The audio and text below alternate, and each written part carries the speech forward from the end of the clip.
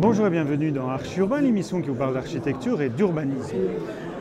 Lors de les précédentes émissions, j'étais au MIPIM, on vous a parlé de différents projets, notamment on a commencé en tout cas à parler des projets qui sont sélectionnés pour le MIPIM Awards qui aura lieu ce jeudi soir, c'est la cérémonie et je suis là à nouveau en compagnie de John Ayers pour parler de projets, puisque vous en avez deux qui sont sélectionnés. Un qui se trouve à Liège que vous avez fait en collaboration avec A2M, c'est le projet Paradis Express. On en a parlé la semaine dernière.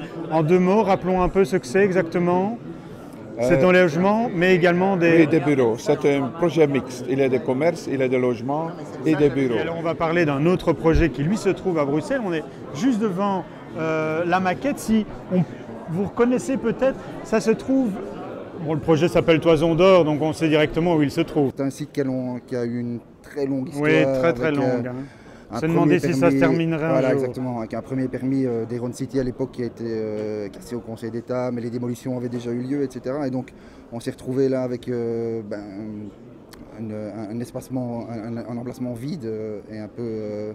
je dirais, dommage pour cet endroit de Bruxelles qui était juste une connexion entre la porte de Namur et la porte de Louise. Non, c'est un projet mixte aussi, oui. Mais c'est un autre projet que le projet à Liège. C'est un endroit où il y a beaucoup de dynamique, beaucoup de magasins autour le boulevard. Oui. Et voilà, on a dit, tiens, on doit faire un projet avec une certaine dynamique. Avec une espèce d'élancement vertical qui faisait des connexions en fait, entre un socle commercial et puis les fonctions qui se trouvent au-dessus du socle commercial qui sont essentiellement donc, du logement, du parking et le commerce. On a une crèche également dans cet immeuble. Ouais, on a travaillé avec des formes très dynamiques et aussi avec des nouveaux matériaux. Il y a des matériaux comme béton architectonique avec des carbones dedans pour avoir la possibilité d'avoir ces formes dynamiques.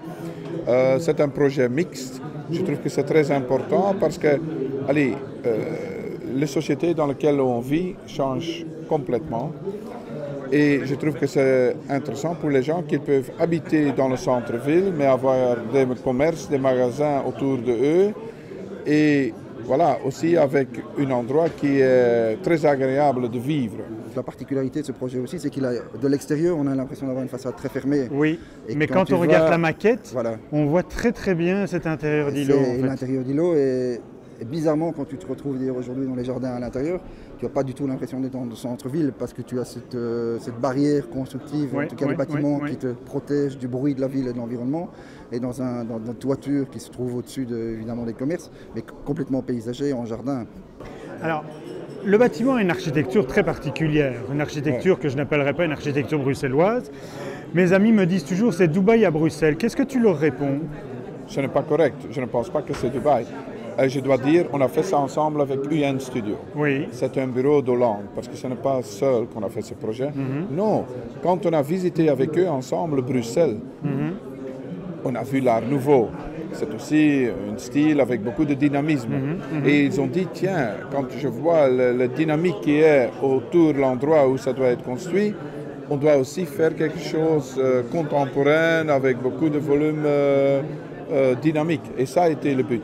Oui. Dubaï, c'est encore complètement quelque chose d'autre parce que Dubaï, on ne peut pas faire des balcons comme ici en Belgique parce que la température est beaucoup trop haute. Les gens ont complètement une autre vie, ils vivent beaucoup plus à l'intérieur et je pense que l'avantage chez nous, qu'on peut vivre dans une ville et qu'on peut sortir, qu'on peut circuler. La température est magnifique et voilà, c'est une grande différence. Dubaï, c'est quelque chose de complètement différent. Parce qu'on fait un tour maintenant à Dubaï, au Marina Bay, mais ça c'est complètement une autre approche. C'est quoi le prochain projet de Jasper Seyers à Bruxelles? Je crois que tu en as parlé avec John tout à l'heure, probablement qu'il en a mieux parlé que moi. Non, on a parlé de Liège. Vous avez parlé de Liège, oui. Oui. Écoute, on est occupé encore un peu plus loin sur le même axe sur l'avenue La Toison d'Or. Ah mais oui, il y a la maquette. La maquette n'est pas là. La maquette est là, allons la voir, elle est là. Profitons-en, c'est juste à côté. Alors ça va aussi parler, aux téléspectateurs qui nous regardent, parce que si on regarde bien, on voit les cinémas de la Toison d'Or juste là, et donc ce sont les vagues. Pour l'instant, il y a que des vagues. Hein. Il y a des vagues également. Donc ça c'est le projet qui s'appelle le Condor. C'est une rénovation lourde. Également des appartements, donc toujours dans mais on m'a dit que c'était des appartements très très chics. Hein. Il faut des logements pour toute catégorie. Il faut des logements pour toute catégorie. Et je pense qu'à ce niveau-là aussi, les pouvoirs communaux, régionaux essayent de trouver une mixité quand même. On ne fait pas que du logement pour les plus riches. Donc c'est ça aussi là. Tu m'inviteras quand ils seront finis? Bien sûr. Que j'aille voir, que je m'installe sur un des divans oui, ben, quand tu veux. Donc, Je vous ai dit qu'il y avait pas mal de projets belges qui étaient présentés ici au MIPIM Awards. En voici un nouveau et je suis en compagnie du bureau JDS avec Bruno. Bonjour Bruno. Bonjour Emma. Comment vas-tu? Mais bien et toi? Très très bien. Alors nous sommes ici au Best Hotel and Tourism Resort parce que vous avez un projet qui se trouve ici, qui est le projet qui se passe à Lille. Oui. C'est quoi la fonction? Alors la fonction du bâtiment, elle est mixte. C'est-à-dire que c'est un bâtiment qui regroupe 3 fonctions, 3 programmes, que sont une crèche de 70 places, une auberge jeunesse de 200 lits et des bureaux qui appartiennent à des associations de la ville qui mettent en valeur les nouvelles économies sociales et solidaires. Projet 3 fonctions dans un terrain triangulaire, ça tombe bien. Ah ben oui, parce que dans la démarche qu'on a initiée, c'est un petit peu la démarche initiale qui nous a poussé vers un bâtiment d'une géométrie un petit peu innovante comme celle-ci, c'est qu'on a placé chaque fonction au coin d'un triangle. Pourquoi est-ce que, lorsque l'on regarde la photo, pourquoi est-ce que les pointes sont relevées comme ça? Parce que là aussi, il y a un travail particulier au niveau de la volumétrie. Donc la raison pour laquelle chaque coin finalement du triangle a été soulevé, parce qu'on le verra dans les schémas, je pense que c'est assez bien expliqué.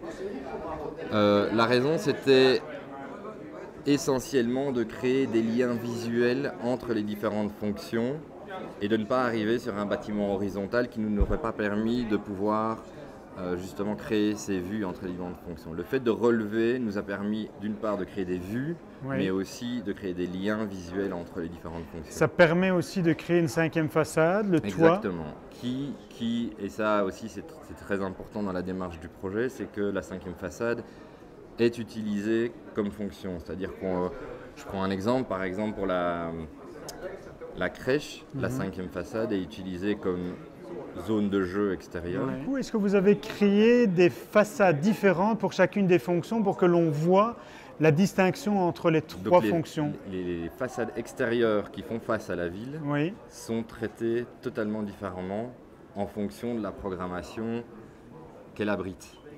C'est-à-dire que la façade principale, qui est la façade des bureaux des économies solidaires, qui fait face à la porte de Valenciennes, c'est celle-là qui est la plus emblématique aujourd'hui au niveau du projet, est composée de lamelles verticales en alu représentant les couleurs des drapeaux européens. On a décidé, et surtout au rez-de-chaussée, d'utiliser des matériaux bruts, et donc le béton aussi. Ça nous permet de faire des espaces, on va dire, sains, mais en même temps de grande qualité, parce qu'on n'est pas rentré dans l'utilisation avec des matériaux très difficiles à mettre en œuvre et donc forcément plus chers aussi. Donc c'était vraiment un choix du bureau aussi, de se dire quand on peut utiliser des matériaux bruts, on le fait, mais tout en travaillant les détails et surtout en travaillant aussi la géométrie qui utilise ce matériau. Je pense particulièrement aux escaliers à l'intérieur du lobby. C'est un escalier monumental au centre. On n'aurait pas pu le faire si on l'avait fait avec d'autres matériaux. On l'a fait en béton parce que ça correspondait bien à l'ambition du projet aussi. Comment est-ce qu'on se sent après avoir reçu un MIPIM Award? C'est magnifique, hein? Et pour tout le team et dans le Future Projects, c'est très important pour le bureau et pour les autres bureaux aussi avec lesquels on a collaboré ensemble, et aussi pour la ville de Liège, parce que c'est vraiment un endroit magnifique et on est très heureux qu'on a gagné ce prix parce que ça va être un projet magnifique pour la ville. Bon, j'aimerais bien quand même avoir votre impression en étant sur la scène du Festival de Cannes. Non, mais c'est incroyable. On va revenir. Hein. Alors, je voudrais quand même dire que tu m'as dit tout à l'heure que tu n'as pas voulu faire le projet parce que Jean Nouvel était dans les projets présentés et tu viens de gagner devant Zahadi. Ah non, c'est tout le monde. Hein. Zaki, il ne connaît pas. Jamais. Alors voici toute l'équipe. Toute l'équipe, oui. C'est vraiment un travail d'équipe et c'est ce qui est super important, c'est que c'est un projet pour le futur. Oui, ça, et qu'on démontre en fait vraiment qu'on est occupé avec le futur des gens et de comment habiter en ville. Serge, une petite remarque sur les lauréats. Il faut d'abord se dire que pour la Belgique c'est exceptionnel puisque Assar notamment, c'est son 8e MIPIM Awards. Et nous avons tout de même ce soir aussi, pour la Belgique, 2 awards. Même niveau que l'Angleterre, même niveau que la France. Pour un pays de 10 millions d'habitants, c'est exceptionnel. Soyons fiers. Eh bien écoute Renaud, quelle émotion. En effet. Oui, voilà, on est ravis. Un nouvel award. Serge Fautré de AG Real Estate, qui était dans le jury, m'a dit que c'était le 8e pour Assar. Oui, en effet, c'est le 8e. Ça faisait 6 ans maintenant qu'on n'en avait plus gagné, donc ça faisait déjà un petit temps, mais on est absolument ravis. Chaque fois, c'est un plaisir renouvelé, comme si c'était le premier, donc on est absolument content. En plus, c'est un projet dans lequel on a beaucoup investi et qui nous tient fort à cœur parce que c'est non seulement un projet Nearly Zero Energy, donc, mais en plus c'est un projet qui revitalise un petit peu un quartier de ville et des monuments historiques, donc on est ravis de tout ça. Moi alors, puisque ma caméra rend l'âme, je n'ai plus de pieds, je tiens le micro parce que je n'ai plus rien qui fonctionne. On va peut-être en rester là. Oui, hein, d'accord. Alors on va dire au revoir. On se retrouve bientôt pour d'autres émissions avec un meilleur matériel. D'autres émissions d'Archi Urbain sur BX1 bien évidemment. D'ici là, vous pouvez voir et revoir cette émission sur www.archiurbain.be. Et quant à nous, on va peut-être aller faire la fête à la Belgium Night. Ah, très volontiers, oui. Allez, allons danser. Merci beaucoup. Au revoir. Soirée.